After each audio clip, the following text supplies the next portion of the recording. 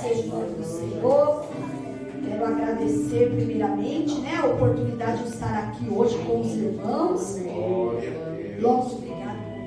Logo em seguida nós teremos um ensaio, que será bem rápido também. E nós estaremos adorando a Deus no momento do culto, no momento do ensaio, tudo para a glória do Senhor. Amém? Vamos abrir as nossas Bíblias em Gênesis capítulo 45, alguns versículos de uma palavra conhecida, para nós comentarmos rapidamente algo que o Senhor tem ministrado já há algum tempo no nosso coração.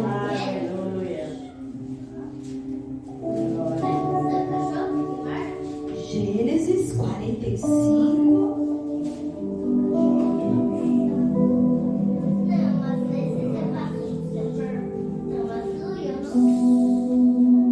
Até o versículo 8, tá?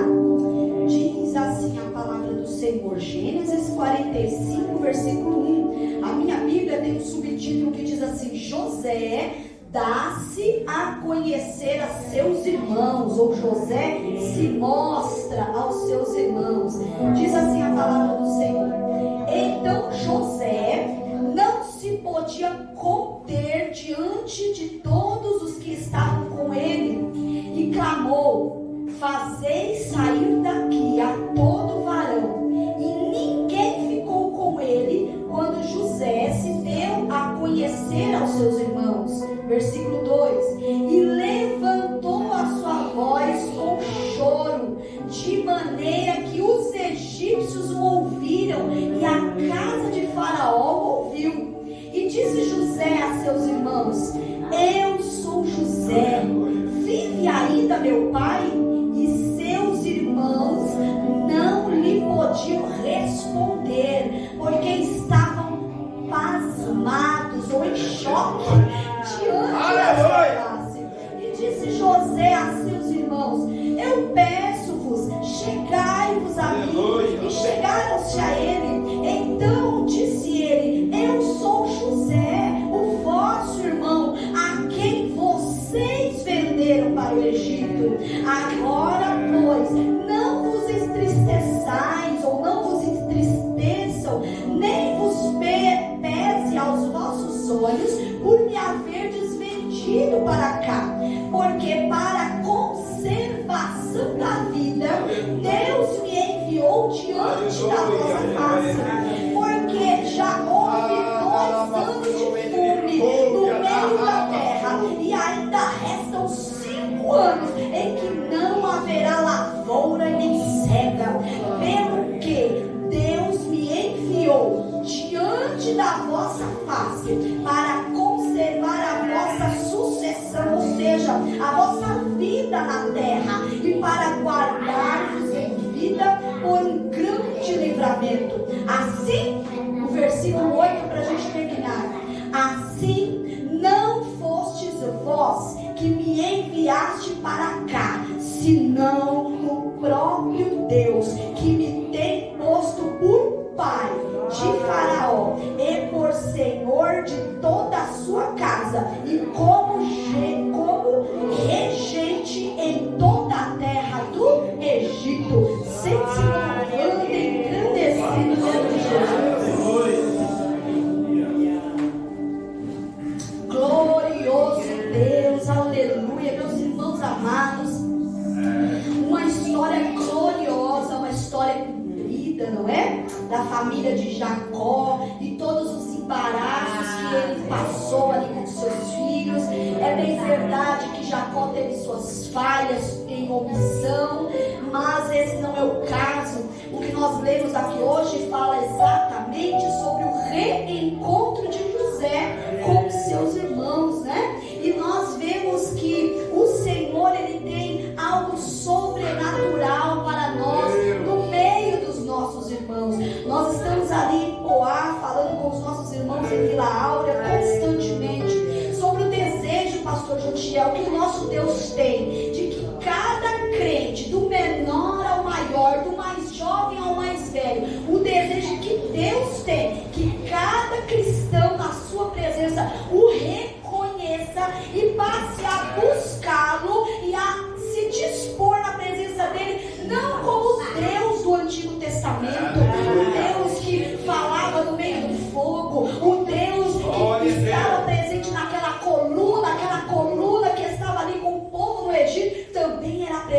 Deus, o Deus que falou com Moisés no monte, o Deus poderoso que falou com aquele povo, e o povo disse: olha, nós não suportamos ouvir a voz de Deus, vai você, Moisés, e tudo que Deus falar contigo nós vamos obedecer. Sim, é verdade, nós temos um Deus que trabalha no meio do povo, nós temos um Deus que é feito, nós temos um Deus que é fogo abrasador, nós temos um Deus que entra na fornalha, nós temos um Deus que entra na cova dos leões, nós temos um Deus que vence as maiores batalhas de forma sobrenatural, com estratégias inigualáveis em toda a terra. É verdade, esse é o nosso Deus, mas santo, onipotente, onipresente, poderoso, inabalável, invencível, indomável. Esses são os atributos do nosso Deus.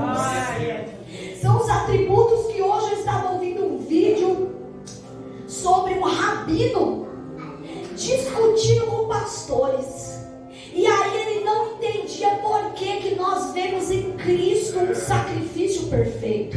Porque o judeu só entende os atributos, mas eles não sabem ainda aproveitar aquilo que a graça nos deu direito. E também deu a eles, mas eles ainda não entendem. E qual é a graça que o Senhor nos tem dado? O direito de não apenas conhecer os atributos de um Deus poderoso, mas receber as virtudes de um Pai de amor. Aleluia! No Antigo Testamento ele era revelava-se como um Deus todo-poderoso, inalcançável, inatingível, um Deus que nós não tínhamos condições de nos aproximar. Mas na vida de Jesus nós temos a graça bendita de recebê-lo não apenas como um Deus de fogo abrasador, que tem os ímpios nas suas mãos, como um Deus irado, mas como um Pai de amor, um Pai de misericórdia, um Pai que nos dá a virtude de estender a mão e dizer: vem, filho pródigo, porque você estava perdido, mas foi achado, estava morto, mas reviveu. Aleluia! E naquela discussão infindável, o judeu continuou resistindo e os pastores continuaram insistindo. Então, meus irmãos, é como a palavra diz. Isaías diz que o povo, aquele povo judeu daquela época, estava como o povo de hoje. Não apenas como os nossos irmãos judeus, de raiz, de sangue, de pureza, mas também como os nossos irmãos que ainda não conheceram a Cristo. Como é? Tem olhos, mas não veem, tem ouvidos, mas não entendem, eles escutam a palavra, mas não compreendem, estão com os olhos espirituais fechados. E se isso acontece, não sou eu, não é você, não somos nós que temos a autoridade de fazer essa revelação, mas o Espírito Santo. Mas eu creio que o Espírito Santo de Deus ainda vai soprar a verdade de Cristo para todos aqueles necessitados. E a palavra nos assegura: todos quantos creem têm o direito de ser chamados filhos de Deus. E na história que nós lemos aqui, nós temos os versículos que dizem que José se apresenta aos seus irmãos. É bem verdade que capítulos atrás, desde o capítulo 43, se não me engano, os irmãos de José já têm descido ao Egito para buscar alimentos, já que a seca no Egito, em toda a terra, estava grande. Como nós lemos aqui nos versículos, havia já 2 anos que a fome tinha se instaurado. Então, os irmãos de José já tinham vindo, já tinham buscado alimentos, já tinham retornado para a casa do pai, o alimento já tinha acabado, o pai já tinha dado ordem para eles voltarem novamente. E ali eles seguem. Só que nessa trajetória, o que nós enxergamos que é maravilhoso e o que Deus quer tratar conosco é o seguinte: José sai da casa do pai para ir olhar onde os irmãos estavam, para levar algo para os irmãos, provavelmente, e ele é encontrado por esses irmãos, não à toa, melhor, ele encontra os irmãos e não é à toa. A palavra de Deus vai dizer que há um ser espiritual que indica: olha, você está procurando seus irmãos foram para lá. E ele segue aquela orientação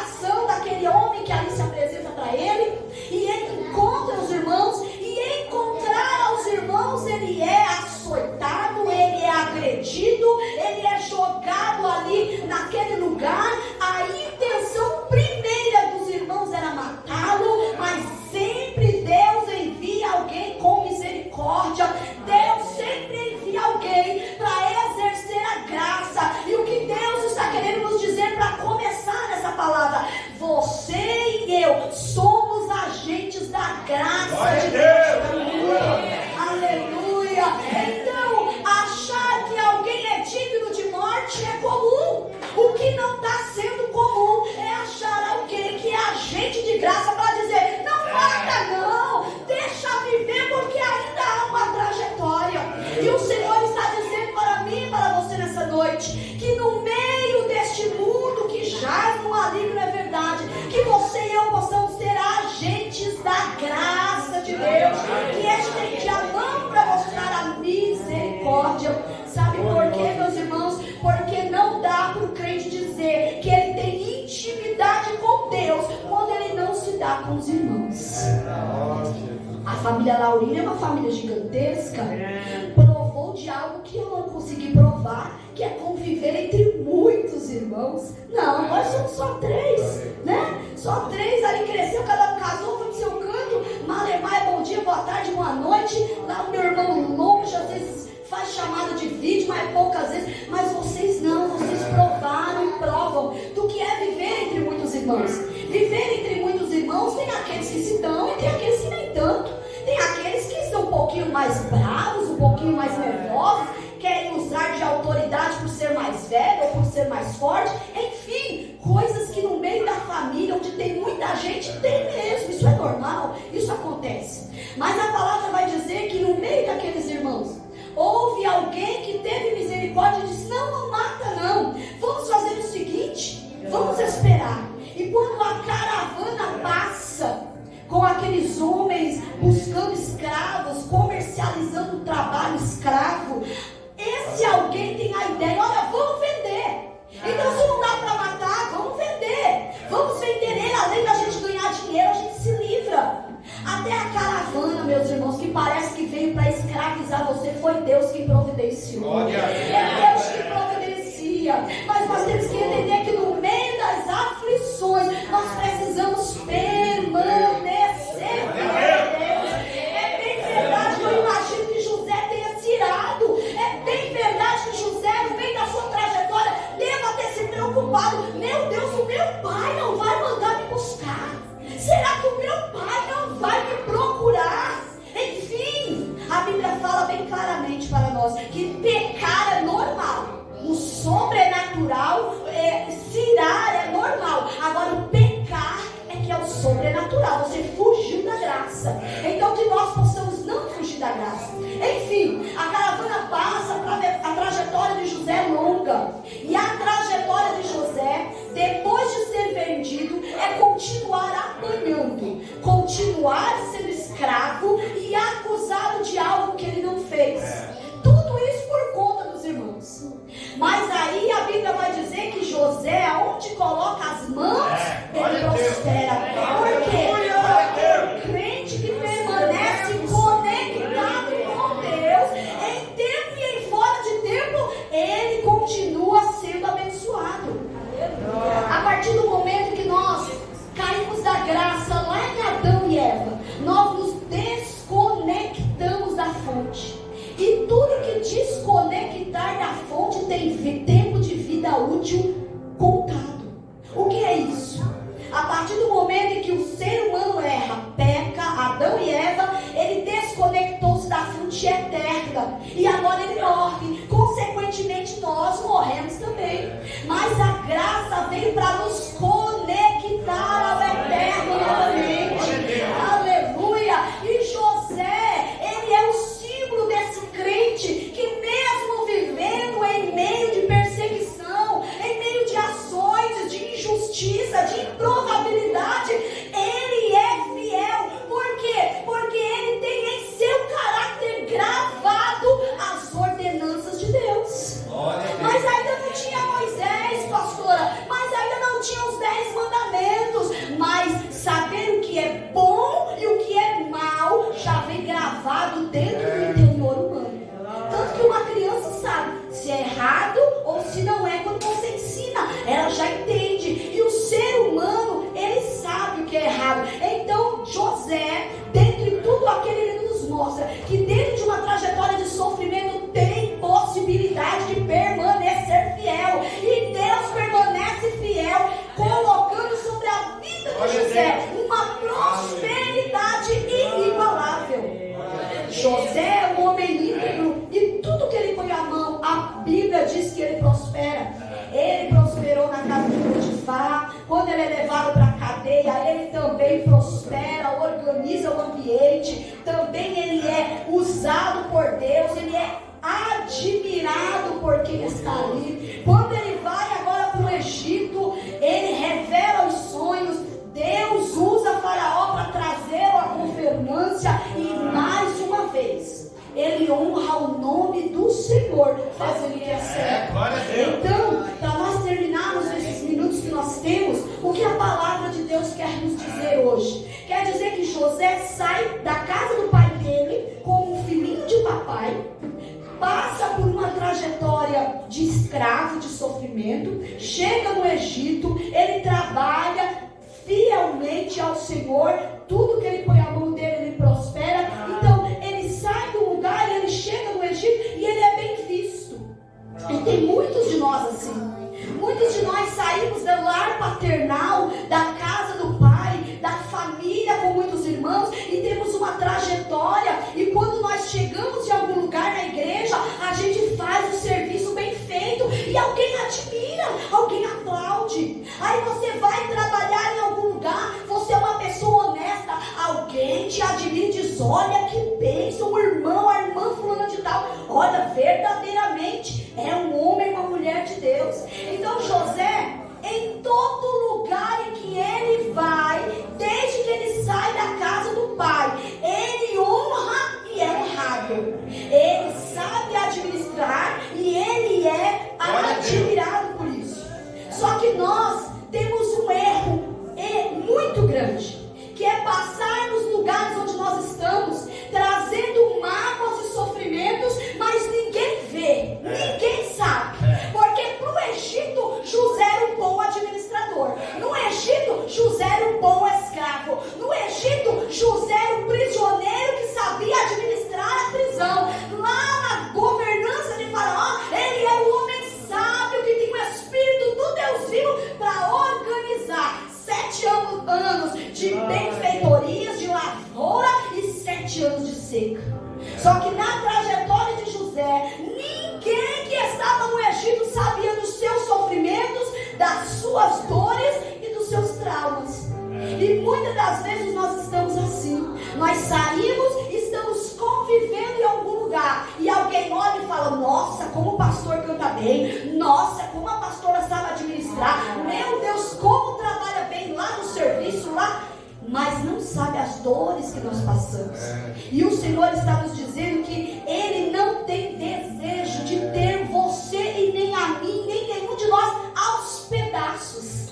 E José agora é governante. José é o governador do Alto Egito. Abaixo de Faraó, José e mais ninguém. Só os demais abaixo de José. Então José é um homem que sai da humilhação, da afronta, do açoite e conquista um alto patamar. Mas ele, mesmo estando num alto patamar, trazia as mágoas do passado, onde nós vimos derramadas na leitura que nós fizemos. Deus não deseja que você tenha sucesso, mas esteja mutilado. Deus não deseja ver você e eu aos pedaços. Ele nos quer inteiro. Então Ele não faz remendo. O que o Senhor está nos dizendo nessa noite é: deixe de viver de remendo e escolha viver o renovo de Deus, a satisfação de Deus, ser inteiro na presença de Deus.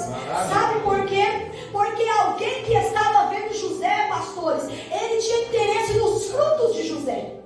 Potifar coloca todos os seus bens a seu cuidado, deixa bem explicado que tudo que ele pôs a mão prosperou. Então, mais do que esperto, eu faria a mesma coisa. Potifar deixa todos os seus bens na sábia administração de José. Então, quem sabe fazer as coisas, quem é próspero, ele abençoa o lugar onde ele está. Só que eu que estou apenas aproveitando os benefícios de conviver com a pastora Valdinene, pouco me importo com as dores que ela trouxe até aqui. Mas Deus é diferente. Deus não é Faraó. Deus não é o Egito. O Egito que é o nosso fruto, a nossa bonança, a nossa prosperidade, o bem que nós fazemos. Mas Deus está preocupado com a tua raiz.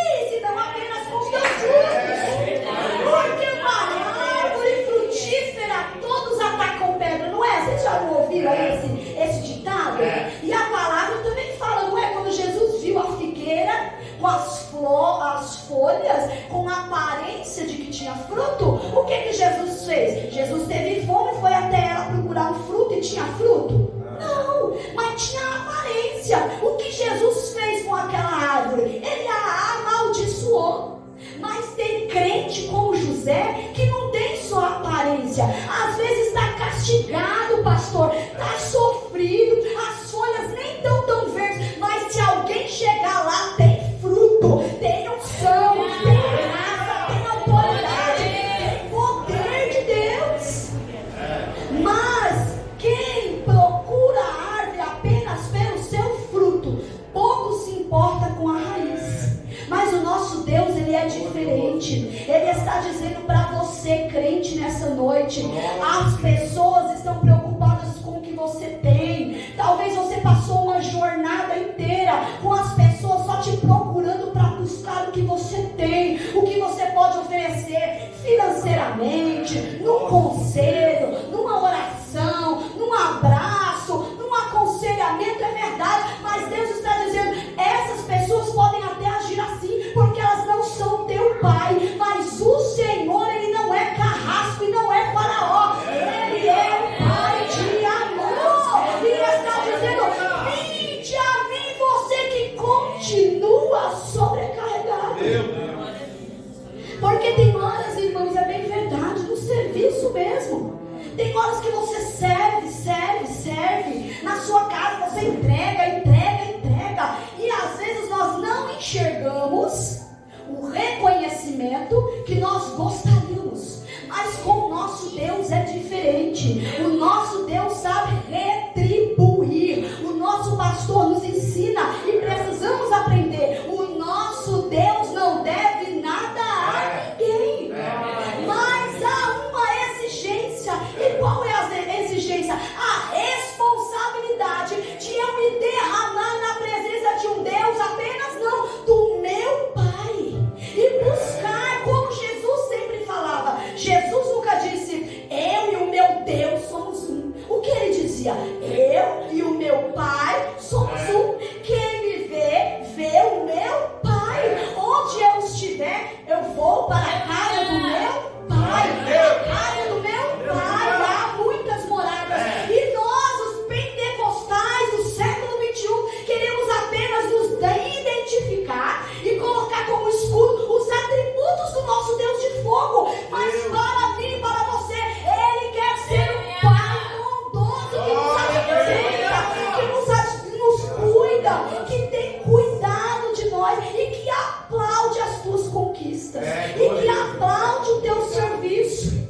Então, assim como José encontra os irmãos, ele demonstra naquele choro, em todo o tempo, em tudo aquilo que ele fez. Ele pega o irmão, deixa preso, coloca as coisas dele mesmo, ali a taça dele dentro da sacola dos irmãos, volta, pega Benjamim, deixa Benjamim, larga Judá, pega Judá, enfim, em tudo aquilo, em toda aquela trajetória, aquele teatro que José faz com os irmãos, ele está fazendo na intenção de eles reconhecerem que aquele era aquele abandonado, jogado às traças para morrer. Mas os irmãos não reconhecem. Ei, meus queridos, os nossos irmãos, os teus irmãos podem não reconhecer o que fizeram com você, mas o nosso Deus enviou o seu Filho para se entregar por você.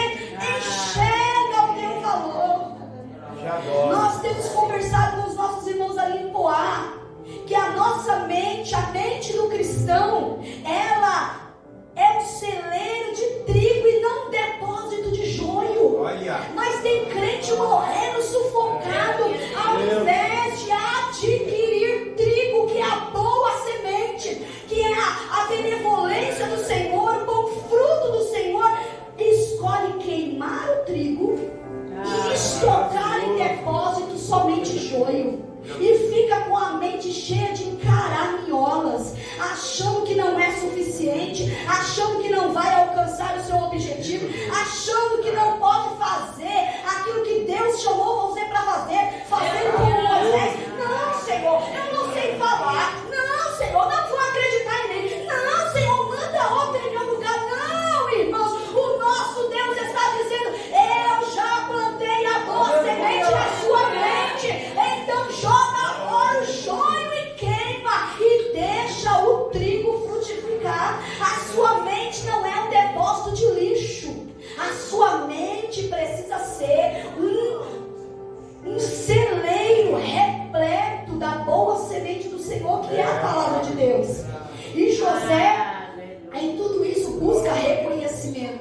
Porque ele tem dentro dele uma dor. Ele, no Egito, ele é o bom administrador, ele é o servo fiel, ele é um homem de caráter, ele é um homem bom, mas lá na família dele, ele deixou um rejeitado, um irmão odiado, aquele que apanhou, aquele que sofreu, aquele que não era digno, aquele que ficou para trás e ninguém procurou. E no momento em que Deus o coloca de frente dos seus irmãos, Deus está dizendo para ele: você venceu, você é vencedor, eu cumpri a minha promessa na sua vida, porque o sonho que ele teve lá na juventude se realizou, ele estando na governança do Egito, sendo governador. Mas Deus está dizendo: eu sou o Deus que me preocupo com o teu passado, e estou aqui para acertar as tuas contas, para você viver uma trajetória daqui por diante saudável na presença de Deus. Então, quando José é colocado na frente dos seus irmãos, Deus está dizendo para José: tem conflito que você deixou para trás, mas você precisa resolver. E o nosso Deus está nos convidando essa noite para fazer como José, nos colocando de frente das nossas dificuldades, das nossas dores, daquilo que fizeram com você no passado. É mãe que morreu cedo, é pai que abandonou, é alguém que abusou, é um sofrimento por falta de reconhecimento. O Senhor está dizendo: eu estou cuidando das tuas raízes hoje, porque uma raiz doente, ela prejudica o fruto, ela compromete o fruto. E Deus quer que você e eu entregue à humanidade um fruto de qualidade que venha trazer vida e vida com abundância. Então José é colocado de frente dos irmãos, e aí ele vai mostrar que o emocional dele, mesmo sendo governador, não aguentou. E às vezes você está assim, eu estou assim. Às vezes nós estamos pregando na igreja, cantando na igreja, fazendo tudo na igreja.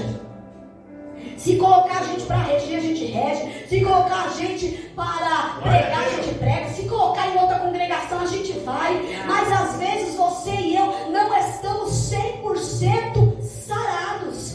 E Deus está dizendo que Ele não é um patrão preocupado com os teus resultados, porque Ele não lucra nada nas suas costas. Pelo contrário, o nosso Deus é um Deus que primeiro nos deu, para que nós possamos agradecer. E o nosso Deus não está interessado em funcionários. O nosso Deus está interessado em filhos. Tem filhos e filhas de Deus essa noite. Oh, aleluia! Romanos vai dizer que nós tivemos o direito de sermos chamados filhos de Deus através da adoção de Cristo. Através do sacrifício de Cristo nós alcançamos essa benevolência. Aí ele vai dizer em Romanos que nós não recebemos um espírito de escravidão, mas nós recebemos o direito de sermos chamados filhos de Deus. E agora nós podemos dizer: Abba, Pai, ou Paizinho querido. Então, meus irmãos, você tem trabalhado na presença de Deus, mas não permita ser prisioneiro das suas dores no passado, das mágoas, daquilo que não te reconheceram, das pessoas que se aproximaram de você para aproveitar algo que você tinha. O nosso Deus está dizendo: eu trouxe você para perto de mim como um filho amado, uma filha amada, e eu não tenho interesse nenhum de abusar ou de aproveitar do que você é, mas de cuidar de você, fazer você de novo, para que você não viva aos remendos, mas seja renovado na presença do nosso Deus. Então não permita ser prisioneiro da sua dor. Liberte-se da dor através do perdão.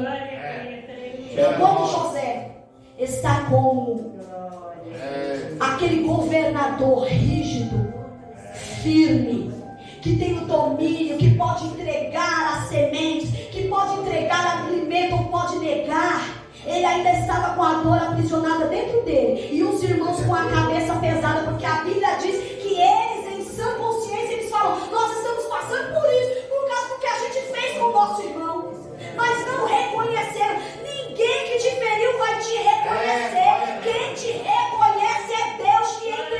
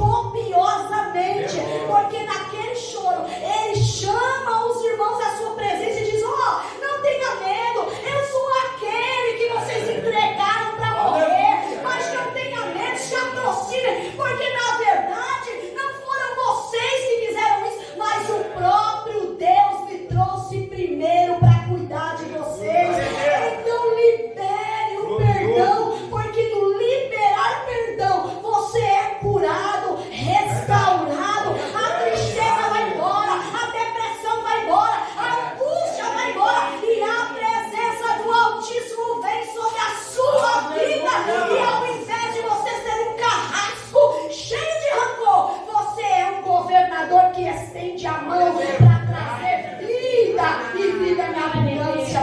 O Senhor está dizendo para a DPP nessa noite: eu não levantei vocês para exercer justiça, eu levantei cada um de vocês para viver e exercer misericórdia e graça.